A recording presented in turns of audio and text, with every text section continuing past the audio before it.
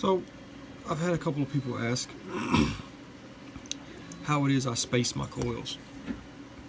So I got a little coil here I need to make, and I figured I'd show you guys what it's all about. So I got what I'm going to wrap around. I got a piece of 28 gauge, but this works with really any size. Parallels. I don't wrap my own claptons, but it should work with those as well. I'm right-handed, so I tend to wrap overhand.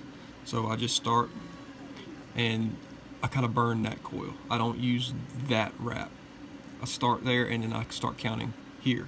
1, 2, 3, 4, 5, 6, 7, 8.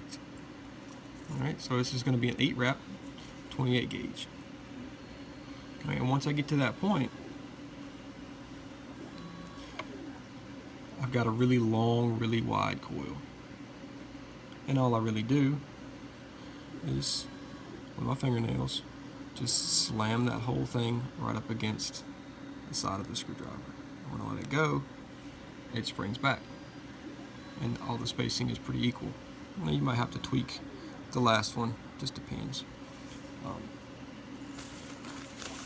Once I get to that point, since the coil is still a little wide, and it's a small coil, for 24 gauge or 22 gauge with less wraps, that'll be pretty much all you have to do.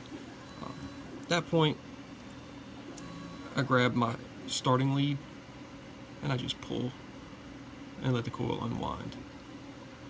Alright, so that's what I've got so far. Straighten out my leads a little bit, but you can see that it's still pretty loose from the mandrel. And since I want the coil to be this big, I just grab the ends, cross them over so I can grab them with my pliers. If I can get my fingers to work the way they should.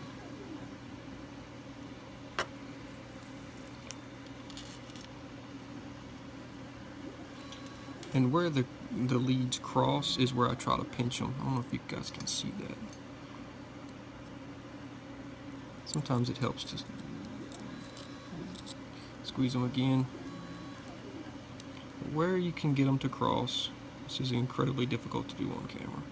Where you get them to cross, you grab them with your pliers and you try to pinch them at the cross so that you grab both wires at the same time. And now as I'm squeezing them, I'm pulling. So I'm pulling all the tension, and when I let it go,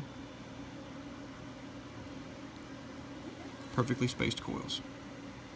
No screws, no wrapping on a machine screw or anything. And there you have it. Perfectly spaced coils. So I hope that helps. Next time I go to rebuild one of my tanks with a bigger coil set, I'll do the same thing and show you guys how I do those as well. But it's the same exact process, just a different size wire. But that's how I do it. So coil on.